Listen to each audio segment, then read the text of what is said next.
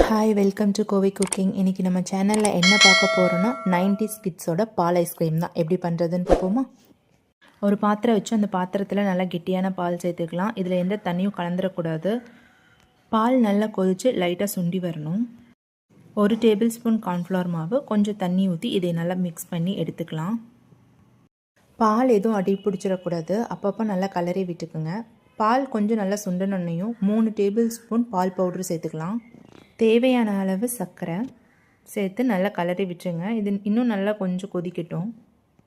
இந்த ஸ்டேஜில் 1 table spoon vanilla essence சேர்த்துக்கலாம். நம்ம ஆல்ரெடி கரைச்சி வச்சுருக்க கார்ன்ஃப்ளவர் மாவையும் இது கூட சேர்த்து நல்லா கலரி விட்டுருங்க.